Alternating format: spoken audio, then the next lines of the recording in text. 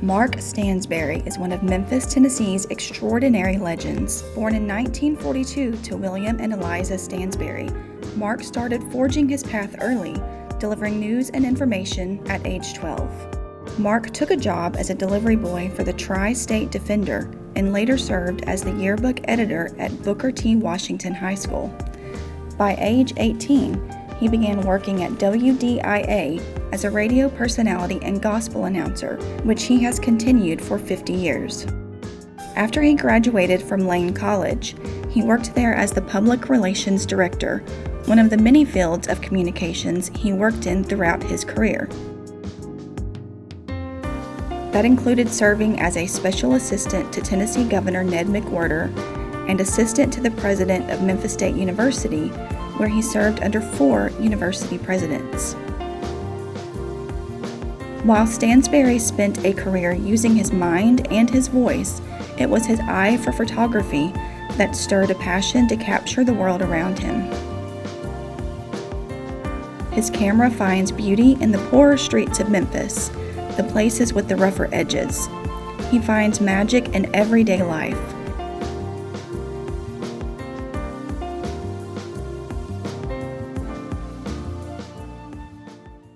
Mr. Stansbury, thank you for coming to the Memphis Public Library for our interview. Thank you, Ms. Pinkston. Thank you. Okay. I wanted to talk about your photography collection. And the first thing I wanted to know is what inspired you to become a photographer? Well, I guess because when I was coming up, I didn't see any photographs of me. The only photograph I remember of me was when I was about 5 years old, the first time. And I just enjoyed, seeing things and having a copy of it. And for some reason, I was interested in journalism. And when I was almost graduating from Booker T. Washington, I went to a conference at Lincoln University in Jeff City, Missouri. And I took photography there. And I just got hooked on photography. I came back, and later on I met Mr. Ernest Withers, who befriended me just like a father. And from there, it just went on. Let's talk about some of your other inspirations. I have a photograph of your mother, and you titled that, "That's My Mama." Right. So how did she, was she an inspiration for you in your early Oh, life? by all means, she was very supportive of everything. She didn't make any money, but she taught me how to be a man, be respectful, and be on time. And if you tell somebody you're going to do it, do it. Don't wait till the last minute and cancel out. I was in the 6th grade at Leaf School. I went to WDIA one afternoon on my bicycle. You know how young people disrespect and discard something your parents tell you to do. And she had told me to be careful and don't do this, but for some reason or another, I rode my bicycle out busy Union Avenue to 2074 Union. I shall never forget it. And went in and was looking in the window after I was invited in, and Mr. Williams was over in the studio, and he waved at me and I waved at him. A few minutes later, he came over and talked to me and invited me into the studio and interviewed me. I was just in the 6th grade, remember, 11 years old. And from that day on, I decided I wanted to be in radio, be a journalist. And thank God, I have succeeded. Of Lane College up in Jackson, Tennessee, when I was there, and he was elected a bishop. And they had the inauguration, the consecration, whatever you call it, down at Ellis Auditorium. And that was it, Bishop Charles Smith. Just shows you have to have just a determination. It's not from where you have come, where you're going or where you want to go. I think I knew one of the persons who was attending Lane College, and we had gotten to talking and knew each other, and she was telling me, about the circumstances and all, and I asked if I could come by and take a photograph, and she said yes, and that's what happened. That one right there is my oldest son, Markham Who. He's a poet, and he's an actor out in Hollywood, and that picture, we were just shooting the photograph. He liked the flags, and And we shot that picture, and when he did his book of poems called Struggling to Be Free, he decided to use that as the cover of the book. That one was up in Millington. Ernest Brazel, one of the pioneers in radio WDIA, he was, I went up to his place for something, and we stopped at a convenience store, and this little kid was there and just looking at me with the camera just amazed her, and I just thought the expression was all right. Right, that was down in Greenwood, Mississippi. I did a lot of stringing for Jet and Ebony magazine, and they gave me an assignment to go down to Greenwood and shoot that picture, and it reminded me of my grandmother, doing the quilting, and we did it, and also did another one of her. And I remember when there was an exhibit at the University of Memphis back in the late 60s or early 70s, I can't remember now when, that was the feeding. Yeah, that's the other one, feeding the chickens, yeah. And one young lady called me. It was her grandmother. She was so happy to see the photograph, and I made a copy for her. Right, that was taken down on, what is that, Front Street, I believe, which is now, that was the old post office at the time, and that was taken. But now it's the University of Memphis Law School is right there. I guess it's art in me. I see something and I shoot it, and then later I'll ask, was it okay? But I won't produce it if you tell me no. But because you just can't capture the moment by getting somebody to pose. You have to, and I don't like posing people. I shot that one day. I was driving down looking, and down off of McLemore and Main Street. That's where I took that, and the expression on his face, and he had, it looked like, I think it was a chicken drumstick or something in his mouth that he was eating. He was just as happy as he could be. That's Lieutenant George W. Lee. He was real popular back in the days. He was an insurance man. He was part of the Republican Party, and that's his daughter in the middle, and then that is Senator Howard Baker. I believe that's right there with him, Senator Baker. Benjamin Hooks was a fraternity brother of mine, and when he donated his papers to the University of Memphis, and they started the Hooks organization, I'm trying to think of the name of it, for social change, and I was the point person with him and the university, and I would go pick him up from time to time and bring him to the university, and we would have a nice talk, and that was just great. He would always apologize for being late or something, and I said, "Don't apologize, Dr. Hooks. I am happy. It's a blessing for me to be around you regardless." That is Professor Blair T. Hunt with the school bell in his hand. He was a principal at Booker T. Washington, where I graduated from, and anytime you would see Dr. Hooks, Blair T. Hunt, he would have that bell in his hand, and if he sees someone, he'd ring the bell, and that means you better stop.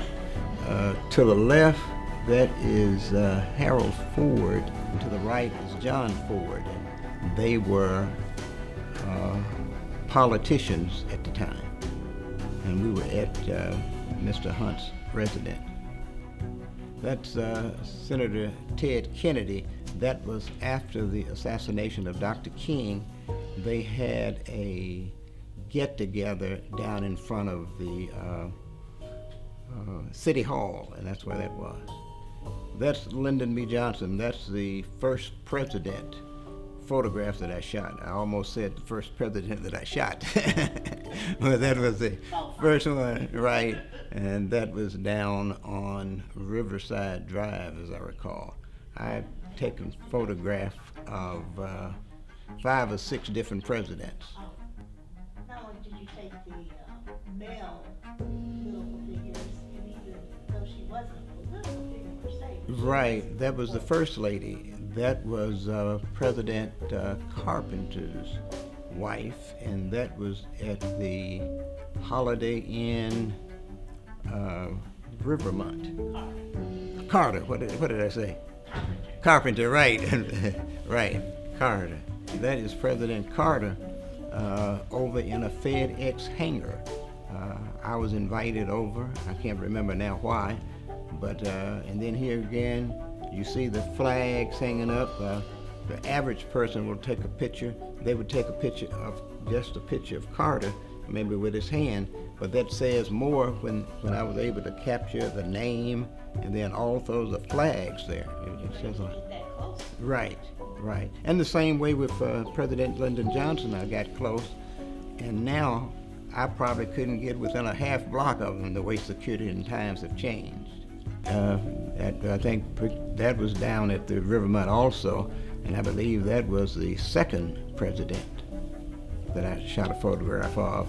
And Ernest Withers, who was a mentor of mine, he knew Senator, can't think of the senator's name right now, but anyway, he asked me to give a copy of the picture to him, and he took it to Washington to the White House and had President Nixon to sign it. Well, those are Ku Klux Klansmen, right? Ku Klux Klansmen, and that was down off of Southern. If you're a photographer, you got to go. You just can't. It's just like when we had the snowstorm here recently. Somebody said, Mr. Stansbury, you made it to the radio station? I said, by all means. I say, people who employ you as a photographer, reporter for a radio station or a television station, they don't expect for you to call in and say, I can't make it. You got to be there.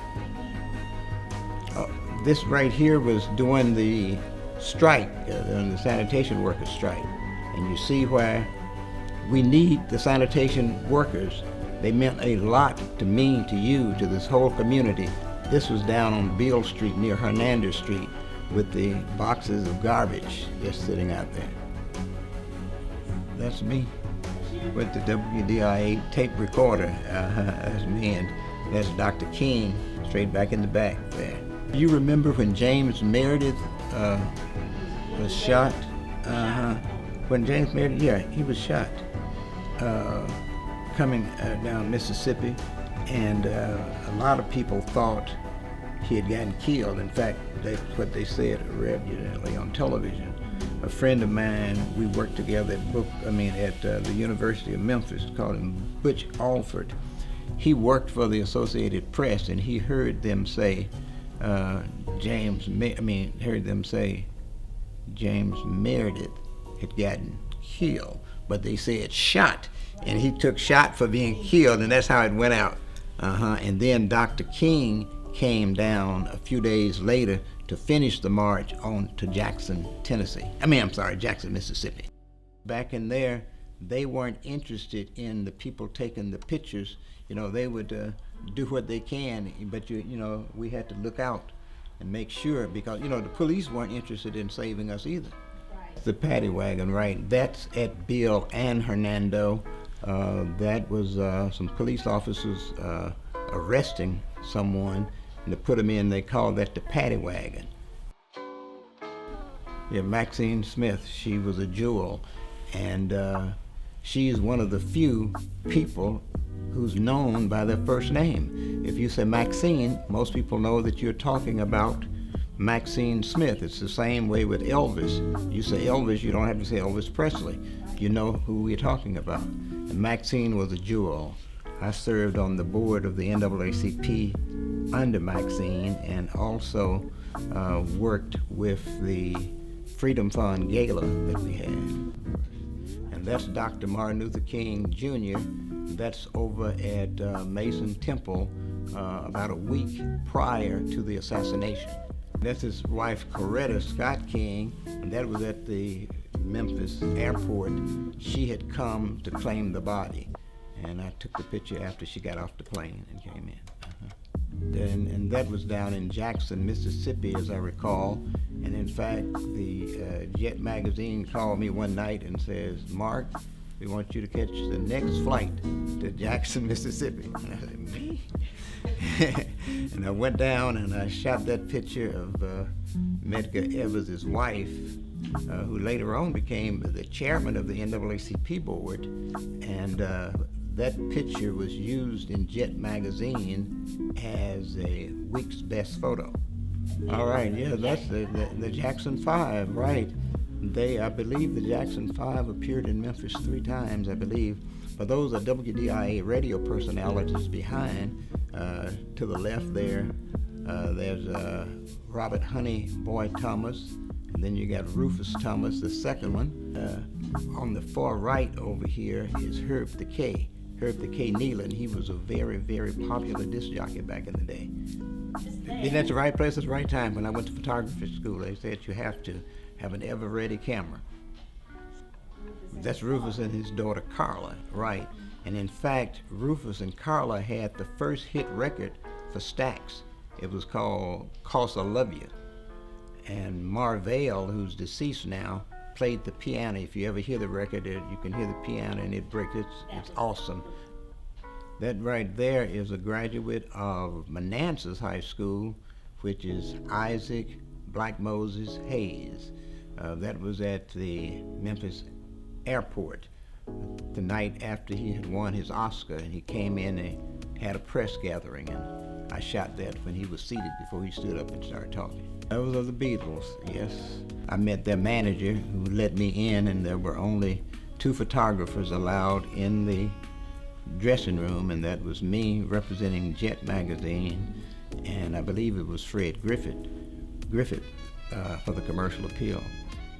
Diana Ross and the Supreme. This is Diana over here to my right, and then we lost Mary Wilson just 2 weeks ago. Right, that's Mr. James Brown, right. And at the time I took it, I had met his manager, and his manager said, "Mark, I want to get some of those pictures."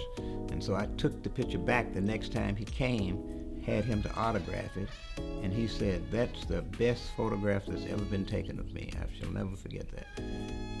His manager, floor manager, was in there, and he said, this young man wants to give me this picture. So he said he's been to school and learned things. He said, "Give him a $100 bill."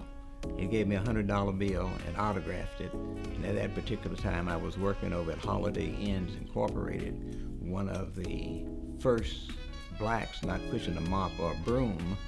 And I bought some stock for my son with the money that James Brown gave me, yes.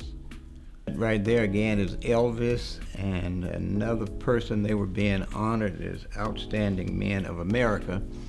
And this young man is from Maryland, and I thought his name was on the identification, and I just can't think of his name now. But Bill Morris was the sheriff at the time, I believe, and Bill was a good friend of mine. And after Jet gave me the assignment, I called Bill Morris and told him I needed a favor. And he said, "Mark, I'll do anything for you." And I said, "Well, you may not do this." He said, "I bet I will." And I said, "I need to get a photograph of Elvis and whatever the young man's name is." And he said, "Well, we'll do it." And that was taken down at the Holiday Inn. And, in fact, a couple of my pictures of Elvis made the Commercial Appeal. That's one right there, yes. He was riding his horse. And a lot of people were out there, and I was able to get the photograph. Mm-hmm. Right. Joe Bridges is a good friend of mine, and I was going down to shoot some pictures of the jugs, and I was on Interstate 240. I saw this white Continental drive up. I saw it earlier. I'm going to go to this white Continental, and I said, "I've seen that Continental before." I said, "I believe that's Elvis's car." And so I had stopped because there was an accident when I got out, and Elvis got out, and the police officer had that long, the one that he's standing right there next to, had this long flashlight. He said, "Get right back in it, get right back in it." And so Elvis kept walking, and when he realized it was Elvis, he stopped the traffic. He stopped traffic on the expressway. Now that's where I used to live coming up back in the day. That's Isaac Hayes' car. And my former wife went to Manassas where Isaac was, and she knew Isaac. We had Ruby Dee and Ozzie Davis over to the house for dinner, and she had contacted Isaac to see if he would let her use the car, with his chauffeur. And he did, and wouldn't accept a penny from her. That's Hank Aaron, and we were at the Holiday Inn on Lamar, and the boys club was having they called it a steak and burger dinner. And they would serve steaks to the young men and did the burgers to the full-grown people. And that was a nice picture there. Oh yeah, black brass, those were high people at the police department. Janice Pilot, she and I used to work together at Holiday Inn, and also when I was working at Lane, she was there. The other young man over to the left here, can't think of his name right now, but he was a minister, a youth minister. He was down at Mount Vernon Baptist Church Westwood. And the other two, unfortunately, I can't. But she was the deputy director of Memphis Police Department. She was the highest female. That was taken down in front of the Shelby County government building next to the state office building. He was the author of Roots. In fact, I believe it was after then I went up to his hometown and took pictures of him, and we came on back and went to Lane College for a celebration. But Alex was a nice individual, very down to earth, very approachable.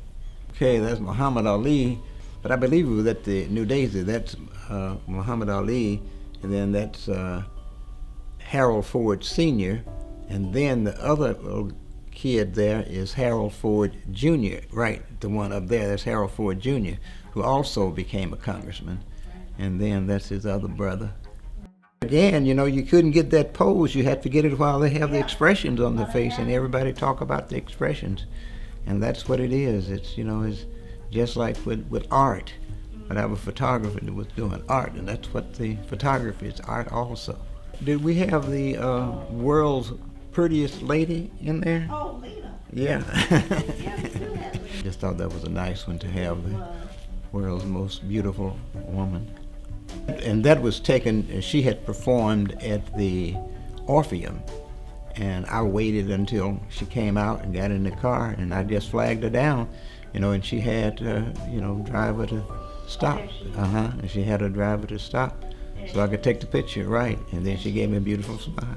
Yeah, that's comedian Phyllis Diller and Al Green, and after I took it, I took them copies of it, and she wrote a message to me. I believe she says to the most. To the world's greatest photographer. Okay, to the world's greatest photographer, Mark Stansbury. Best wishes, Phyllis Diller, and I thank the late Phyllis Diller for that compliment.